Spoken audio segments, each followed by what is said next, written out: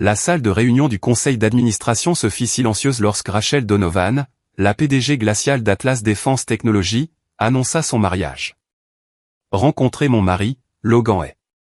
Tous les yeux s'écarquillèrent à la vue de cet homme grand et discret, vêtu de vêtements simples. Le même homme qui avait nettoyé silencieusement leur bureau pendant des mois. Ce que la puissante femme d'affaires ignorait, c'est que son mari de convenance avait autrefois commandé l'unité de force spéciale la plus classifiée d'Amérique. Le concierge qui récurait leur sol avait assassiné des dictateurs et démantelé des cellules terroristes. Et maintenant, alors que des figures obscures gravitaient autour de l'empire de Rachel, le passé soigneusement enterré de Logan était sur le point de refaire surface avec des conséquences mortelles. Rachel Donovan traversa d'un pas assuré le hall étincelant d'Atlas Défense Technologies, sa robe crayon bleu marine et son blazer blanc immaculé contrastant avec les tons terreux du siège social d'Austin qu'elle dirigeait désormais. Les employés s'écartaient de son chemin, leurs murmures la suivant comme des ombres. 6 semaines s'étaient écoulées depuis l'accident suspect de yacht de son père, et 3 semaines depuis que le conseil avait révélé la stipulation choquante de son testament. Se marier dans les 30 jours ou perdre l'intérêt majoritaire dans l'entreprise. Les talons de ses escarpins en cuir italien résonnaient contre le sol en marbre tandis qu'elle se dirigeait vers l'ascenseur exécutif. 30 jours pour trouver un mari. L'absurdité de la chose lui faisait serrer les mâchoires. Joseph Donovan avait bâti cette entreprise à partir de rien, enseignant à sa fille tous les aspects du business, la préparant à prendre sa place. Et pourtant, dans la mort, il avait ajouté cette condition archaïque qui menaçait tout ce pourquoi elle avait travaillé. Dans son bureau, maintenant redécoré de manière clinique selon ses spécifications, Rachel examinait les derniers plans du système de guidage de missiles tandis que son assistante, Vanessa, lui fournissait des mises à jour sur les candidats potentiels pour son mariage d'urgence.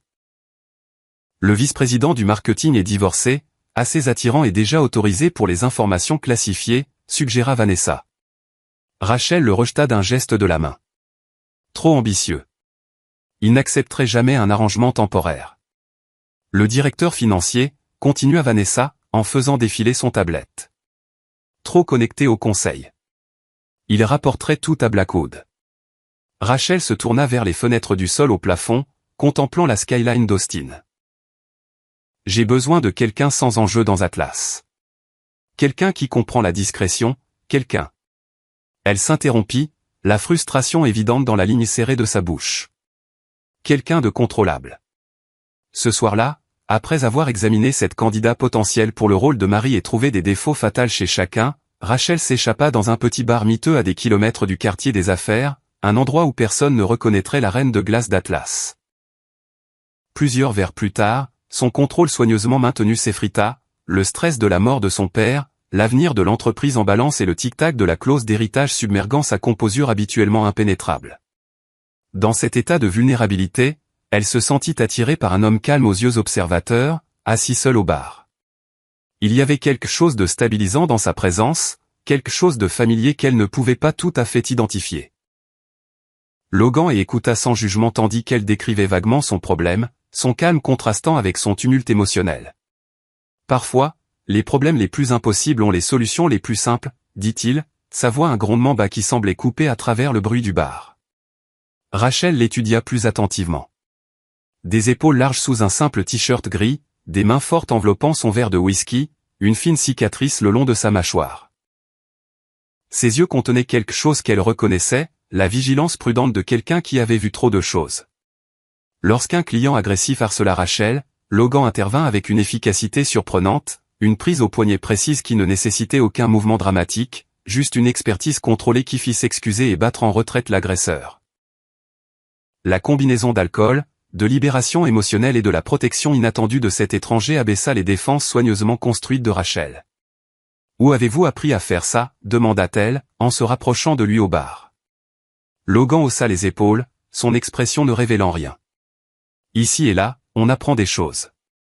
La nuit devint un flou de confession et de connexion, culminant en une invitation impulsive à son pantouse. Le matin apporta la clarté et le choc. Logan faisait partie du personnel d'entretien d'Atlas, le concierge discret qu'elle avait croisé 100 fois sans le remarquer. Plutôt que l'embarras que la plupart des PDG auraient ressenti, Rachel vit une opportunité dans cette situation compromettante. Un homme sans connexion, sans ambition, quelqu'un qu'elle supposait être un échec compliant qu'elle pouvait facilement contrôler et compenser. Elle l'observa depuis le seuil de sa chambre tandis qu'il se tenait près des fenêtres du sol au plafond, silhouetté contre la lumière du matin. Sa posture militaire droite contrastait avec sa supposée position dans la vie. Quelque chose ne collait pas tout à fait avec Logan et. Mais Rachel était trop concentrée sur son problème immédiat pour creuser plus profondément. Elle proposa son mariage contractuel autour d'un café. 1 an, des paiements mensuels généreux, des vies séparées et une discrétion absolue. Logan la considéra avec ses yeux indéchiffrables avant d'accepter avec une condition, pas de vérification de fonds au-delà du screening d'emploi standard qu'il avait déjà passé. Tout le monde a des choses qu'il préfère laisser derrière soi, dit-il. Rachel, supposant qu'il avait des ennuis légaux mineurs ou des dettes, accepta. L'arrangement semblait parfait. Un mari compliant sans intérêt pour son entreprise et sans pouvoir pour menacer sa position. Ils se marièrent discrètement 3 jours plus tard au tribunal du comté. Logan dans un costume emprunté, Rachel dans une simple robe blanche qui ne trahissait rien de la transaction commerciale en cours. Tandis qu'ils signaient les papiers, aucun des deux ne remarqua l'homme qui les photographiait de l'autre côté de la rue, ni le message crypté qu'il envoya, la cible a changé de comportement. Nouvelle variable introduite. L'annonce du mariage de Rachel envoya des ondes de choc à travers Atlas. Les membres du conseil échangèrent des regards sceptiques tandis que Logan se tenait calmement à ses côtés dans son premier et unique costume de designer. Marcus Blackwood, l'ami le plus ancien de son père et président du conseil, étudia Logan avec des yeux suspicieux. Une romance bien rapide. Remarqua-t-il, sa poignée de main avec Logan s'attardant comme s'il évaluait quelque chose. Logan soutint son regard avec une neutralité pratiquée, ne révélant rien.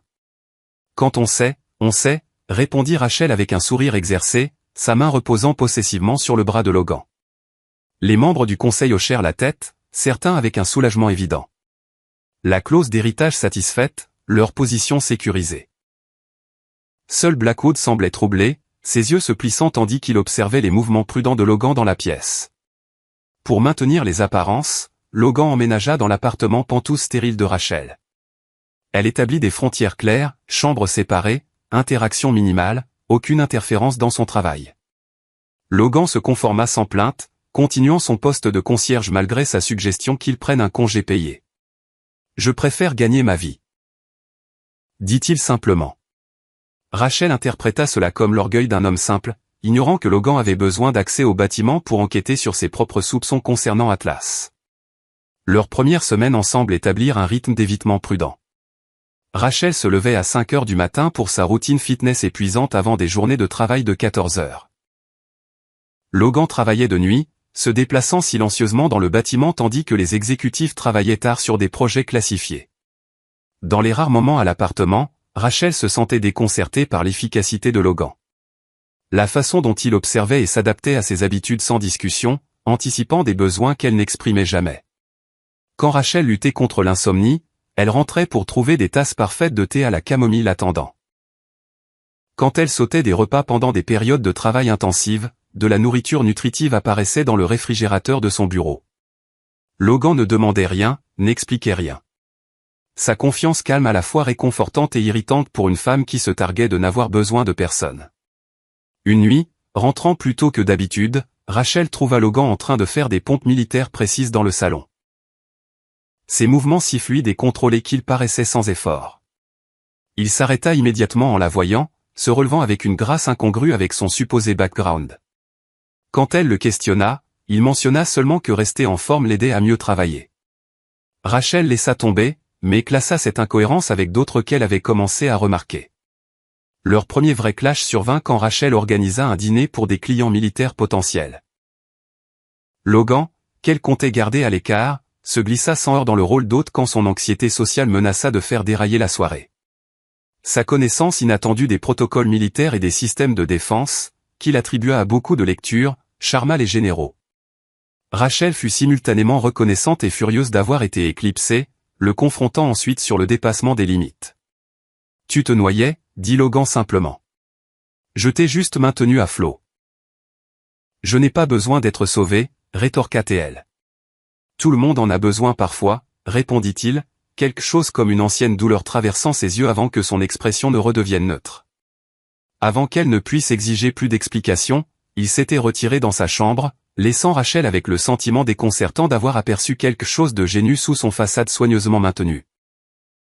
Pendant ce temps, Logan menait sa propre enquête pendant ses rondes d'entretien. Il découvrit des failles de sécurité inhabituelles dans les systèmes d'Atlas, des communications cryptées qui contournèrent les canaux officiels, et des expéditions mystérieuses de technologie qui correspondaient à des patterns qu'il reconnaissait de sa vie antérieure. Il commença à soupçonner que la mort du père de Rachel n'était ni accident ni coïncidence, et que Rachel elle-même pouvait être en danger de force au sein de sa propre entreprise. Pendant les quarts de nuit tardifs, Logan se glissait dans des zones sécurisées en utilisant l'accès fourni par son poste de concierge, téléchargeant des logs de serveurs et photographiant des manifestes d'expédition. Dans les archives du sous-sol, il trouva des discrepancies dans les enregistrements financiers datant de mois avant la mort de Joseph Donovan, des preuves de ressources détournées, de tests de prototypes manipulés, d'informations classifiées fuyant par des portes dérobées numériques soigneusement dissimulées. Alors que Logan devenait de plus en plus protecteur sans explication, la frustration de Rachel grandissait. Elle avait bâti sa carrière sur le contrôle et l'autonomie, pourtant elle se surprenait à répondre à la guidance subtile de cet homme calme. Quand elle le confronta sur ses appels téléphoniques mystérieux et ses absences inexpliquées, Logan offrit seulement des rassurances vagues.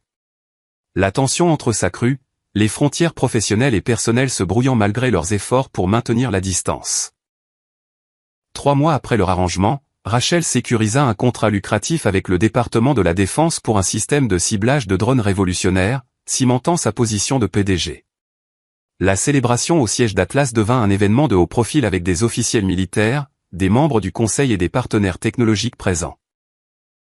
Logan, maintenant son rôle de concierge, observa depuis la périphérie tandis que Rachel commandait la salle dans une robe bleue frappante, enfin acceptée dans le monde de son père. De sa position près de l'entrée de service, l'œil entraîné de Logan catalogua les menaces potentielles. Le personnel de restauration avec un accès inattendu à des zones sécurisées. Le personnel de sécurité dont le positionnement laissait des angles morts. Un garde particulier dont les patterns de communication et les mouvements semblaient hors protocole. Quelque chose clochait, déclenchant l'hypervigilance qu'il avait gardée en vie à travers d'innombrables opérations. Pendant son discours d'ouverture, Logan remarqua un garde de sécurité dont les patterns de mouvement ne correspondaient pas au protocole standard. Alors que le garde se positionnait près de Rachel avec une main à l'intérieur de sa veste, Logan abandonna son identité de couverture sans hésitation.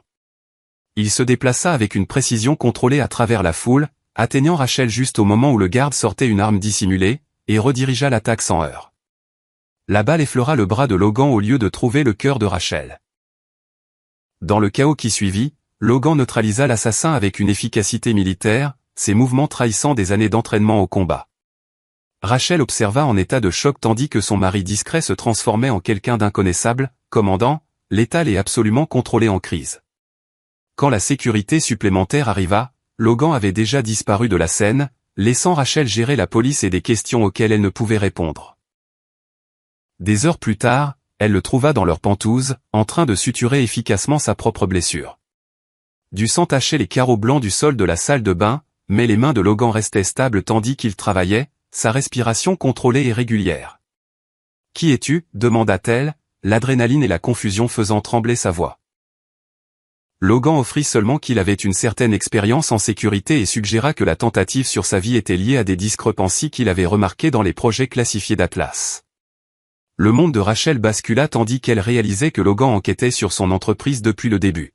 « Tu me mens depuis le jour où nous nous sommes rencontrés » l'accusa-t-elle, la colère masquant sa peur. Logan termina de nouer la suture avant de répondre. « Pas mentir, juste pas tout partager. Il y a une différence. »« Pas pour moi » contre-attaqua Rachel. Mais la chaleur dans sa voix s'estompait, remplacée par une reconnaissance réticente que sans son intervention, elle serait morte. Leur confrontation fut interrompue par un appel urgent. Les serveurs d'Atlas étaient en train d'être piratés, des designs d'armes sensibles ciblés. Malgré sa méfiance, Rachel n'eut d'autre choix que d'emmener Logan avec elle pour la réponse d'urgence au siège. Là, il démontra une expertise en cybersécurité qu'aucun concierge ne devrait posséder. Travaillant aux côtés de leur équipe de sécurité pour tracer l'attaque jusqu'à une source à l'intérieur d'Atlas même. Tandis que les doigts de Logan volaient sur le clavier, Rachel observa avec une certitude croissante que rien chez cet homme n'était ce qu'il semblait. Il naviguait à travers des systèmes cryptés avec la confiance de quelqu'un qui l'avait fait des centaines de fois, identifiant les patterns d'attaque et prédisant les prochains mouvements du hacker avec une précision incannie. Les preuves pointaient vers Marcus Blackwood, l'ami le plus proche de son père et son conseiller le plus fiable. Logan exhorta à la prudence, expliquant que Blackwood n'était probablement qu'une pièce dans une conspiration plus large.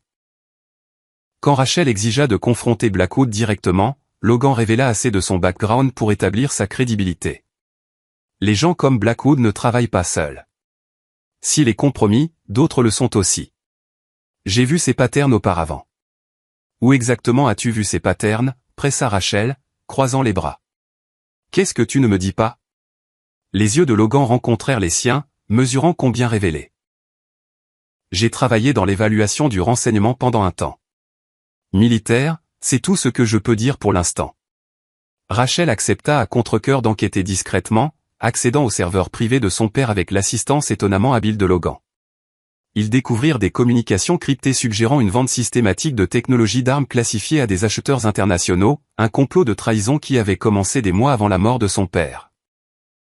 L'accident de yacht prit une nouvelle signification tandis que Rachel réalisait que son père avait peut-être découvert la conspiration. Tandis qu'ils travaillaient ensemble toute la nuit, les barrières professionnelles s'effondrèrent. Rachel vit au-delà de la simplicité calculée de Logan jusqu'à l'esprit stratégique en dessous. Logan entrevit la vulnérabilité derrière l'armure d'ambition de Rachel. Quand le matin vint, ils avaient établi une alliance précaire basée sur un besoin mutuel. Elle avait besoin de ses compétences pour découvrir la conspiration, tandis qu'il avait besoin de son accès pour trouver la vérité qu'il cherchait depuis qu'il avait quitté le service militaire. Aucun des deux n'admit l'autre courant se développant entre eux, plus fort que la convenance ou la nécessité. L'enquête força Rachel et Logan à une proximité plus étroite tandis qu'ils établissaient un centre d'opération sécurisé dans un coin négligé du campus d'Atlas. Pour la première fois, Rachel vit l'esprit méthodique de Logan pleinement engagé, construisant des cartes de chronologie, analysant les patterns de communication et prédisant les mouvements ennemis avec une précision déconcertante. Quand elle questionna ses méthodes, Logan révéla qu'il avait autrefois été impliqué dans l'analyse du renseignement, une demi-vérité qui expliquait ses compétences sans exposer son vrai background. Travaillant tard dans la nuit, ils assemblèrent des fragments de la conspiration. Des sociétés écrans recevant la technologie d'Atlas par des intermédiaires. Des tests d'armes délibérément sabotés après livraison aux forces américaines. Des designs classifiés apparaissant sous forme modifiée dans des arsenaux étrangers. Plus personnellement troublant pour Rachel était l'accumulation de preuves que son père avait découvert ce complot peu avant sa mort. Le timing correspond, dit Logan, examinant la chronologie qu'ils avaient construite. Ton père a commencé à accéder à des répertoires de serveurs inhabituels 2 semaines avant sa mort. Le lendemain, un appel crypté a été passé à mon ancien officier commandant. Pourquoi n'est-il pas allé directement aux autorités, demanda Rachel. Parce qu'il ne savait pas à qui faire confiance, expliqua Logan. Si la conspiration atteignait assez haut, les canaux officiels pouvaient être compromis. Une équipe Black Ops habituée à opérer en dehors des paramètres normaux était son option la plus sûre. Tandis qu'il travaillait à documenter la conspiration sans alerter Blackwood, Logan et Rachel naviguaient leurs relations personnelles évolutives. Ayant vécu derrière des façades si longtemps, elle comme la reine de glace intouchable, lui comme le concierge invisible, tous deux luttaient avec une vulnérabilité genuine. De petits moments révélaient leur dynamique changeante. Logan répondant instinctivement aux menaces avec un positionnement protecteur que Rachel ne résistait plus. Rachel tendant inconsciemment vers la présence stabilisante de Logan pendant des moments de doute. Le tournant vint quand Rachel découvrit le serveur personnel caché de son père contenant ses notes d'enquête finale. Parmi elles se trouvait une vidéo de surveillance de Logan d'années plus tôt en uniforme militaire, recevant des honneurs élevés dans une cérémonie classifiée. Le fichier accompagnant l'identifiait comme le commandant et de l'unité Sable Phoenix, crédité d'avoir empêché de multiples attaques terroristes sur le sol américain. L'écran montrait un Logan différent, plus jeune, debout au garde-à-vous tandis que des médailles étaient épinglées sur sa poitrine par un officiel militaire de haut rang. Son visage montrait la même expression contrôlée, mais ses yeux ne portaient aucune des ombres qui les hantaient maintenant.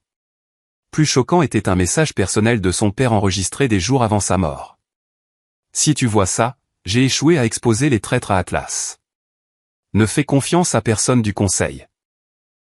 J'ai demandé une assistance d'extraction à un vieux contact militaire. Si le commandant est atteint, c'est le seul en qui tu peux faire confiance complètement. Le visage de son père à l'écran était tendu par l'inquiétude.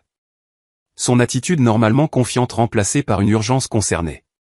Je crois qu'ils ont compromis nos contrats de défense, Rachel. Si j'ai raison, ils viendront pour toi ensuite.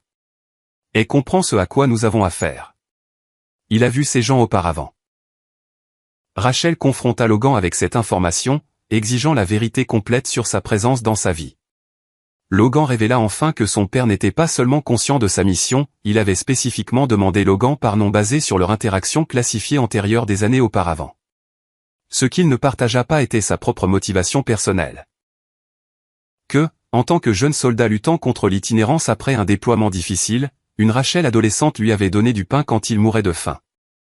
Un petit acte de gentillesse qui avait sauvé sa vie de plus d'une façon. J'étais Sable Phoenix, admit Logan. L'aveu clairement difficile pour lui. Une unité d'opération spéciale classifiée chargée d'adresser des menaces qui ne pouvaient pas être gérées par des canaux officiels. Ton père a travaillé avec nous une fois indirectement. Il nous a aidés à traquer une technologie volée par un groupe terroriste. Et il t'a spécifiquement demandé, dit Rachel, traitant encore cette révélation. Il l'a fait, confirma Logan.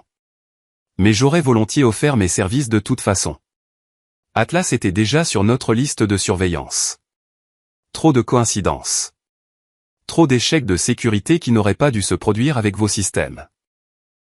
Tandis que Logan complétait son explication, une alerte urgente arriva. Blackwood avait programmé une réunion d'urgence du Conseil pour le lendemain afin de présenter des preuves de compromis de leadership et voter sur l'éviction de Rachel comme PDG. Ils réalisèrent qu'il faisait son mouvement pour saisir le contrôle avant qu'il ne puisse exposer la conspiration. Il accélère son calendrier, dit Logan, étudiant la notification de réunion. Quelque chose l'a effrayé. Probablement réaliser que nous accédons au serveur sécurisé. Quel est notre plan? Demanda Rachel, déjà passant en mode pensée stratégique. Avec le temps qui s'écoulait, Rachel prit une décision qui surprit Logan. Au lieu de continuer à recueillir des preuves à distance, elle proposa qu'il retourne à Atlas ouvertement. Elle, comme la PDG luttant pour son entreprise, lui enfin entrant dans son expertise vraie comme son conseiller en sécurité. Plus de cachette, lui dit-elle. Nous portons le combat à eux.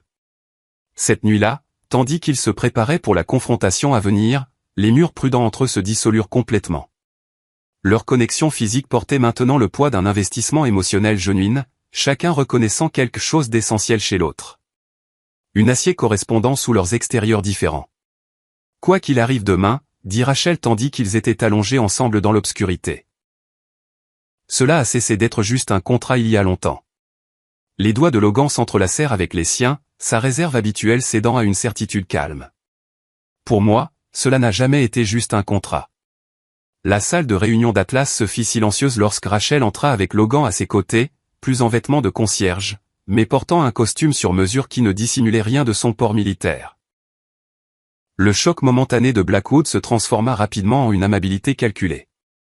Rachel, nous discutions justement de préoccupations de sécurité, et je vois que tu as amené ton mari.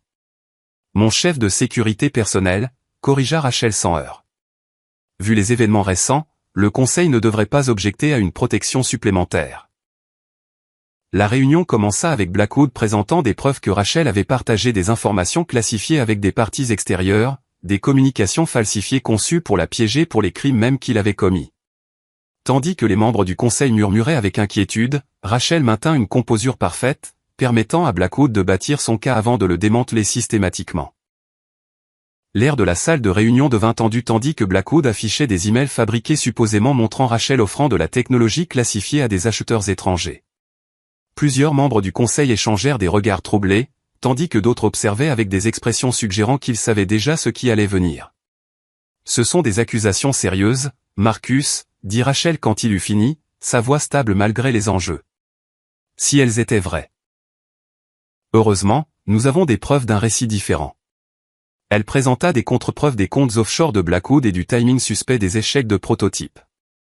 Quand Blackwood tenta de les rejeter comme des coïncidences, Logan s'avança pour afficher des communications interceptées entre Blackwood et des marchands d'armes connus.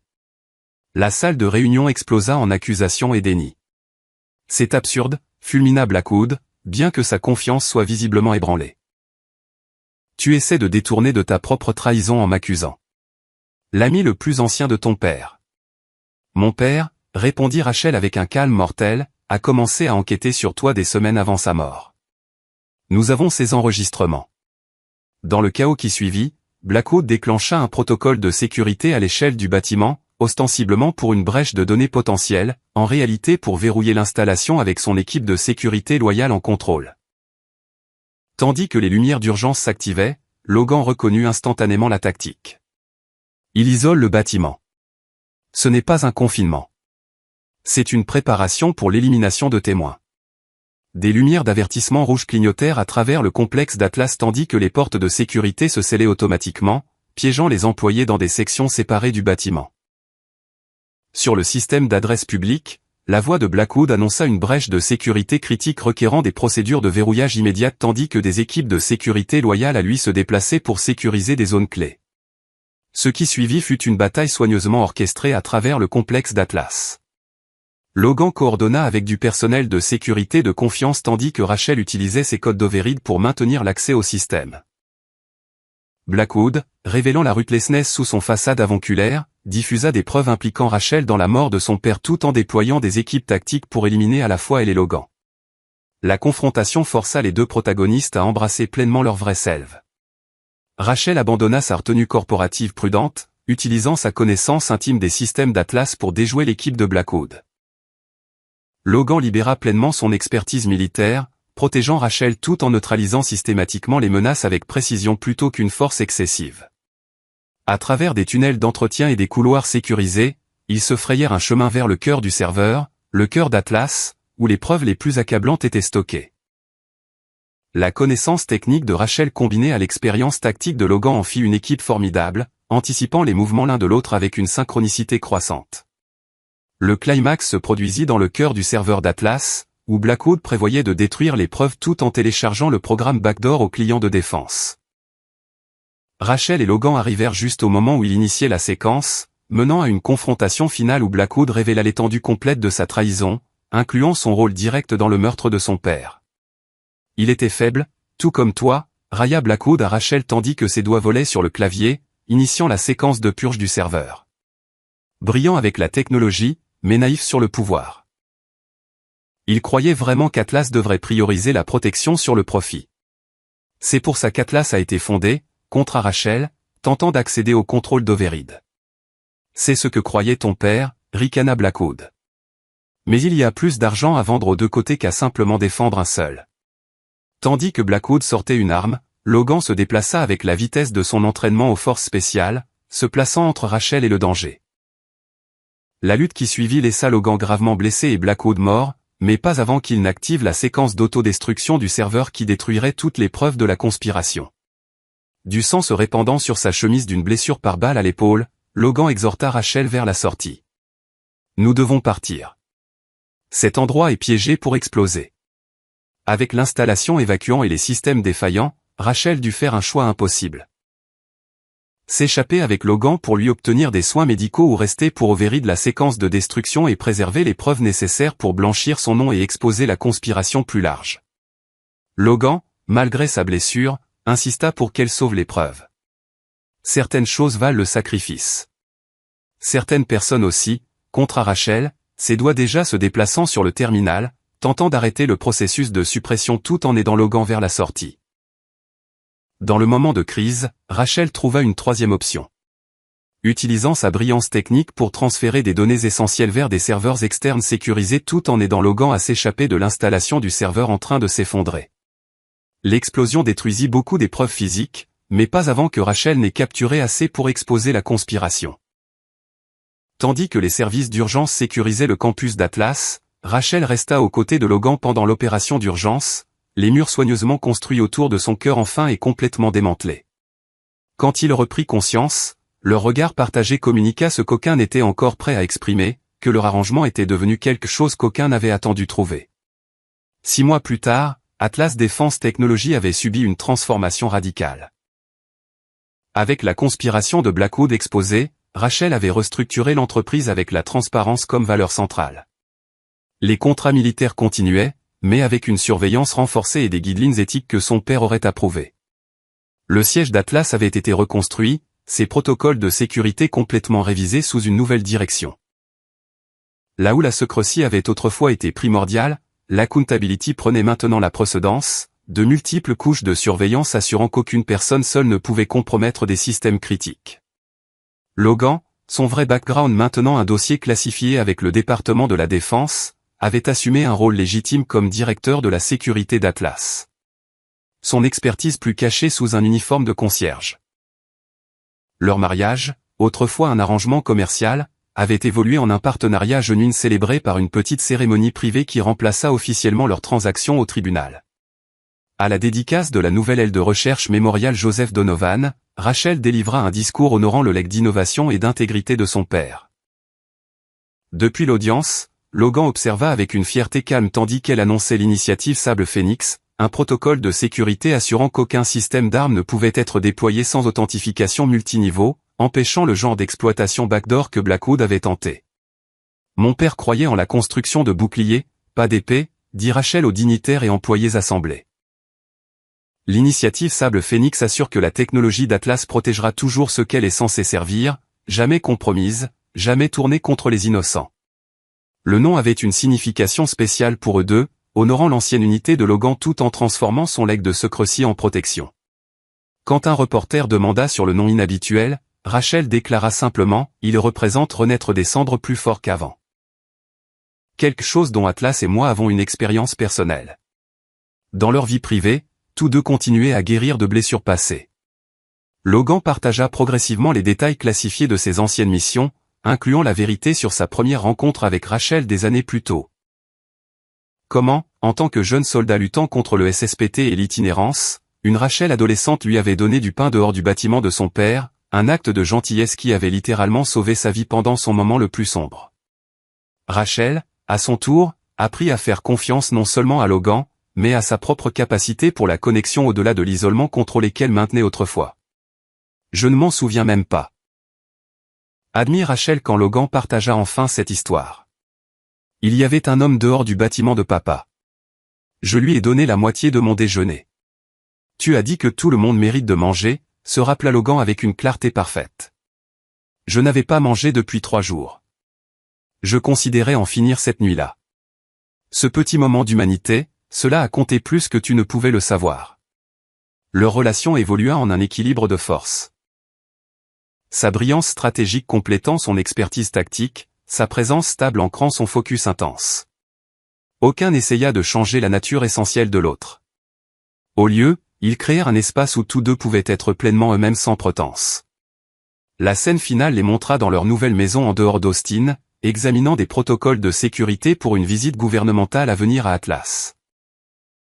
Le travail transita naturellement vers une connexion personnelle tandis qu'ils passaient de partenaires professionnels à intimes.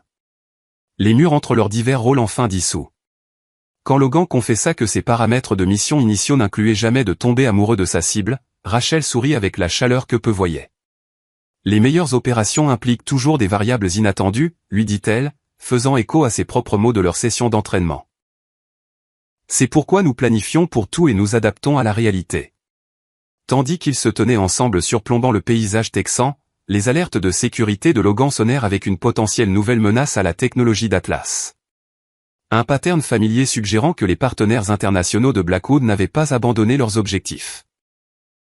Plutôt que de l'inquiétude, tous deux répondirent avec la ridinesse focalisée de personnes qui avaient trouvé leur contrepartie parfaite tant en paix qu'en bataille. Prête pour une autre mission, commandant, demanda Rachel, déjà se dirigeant vers son ordinateur portable sécurisé.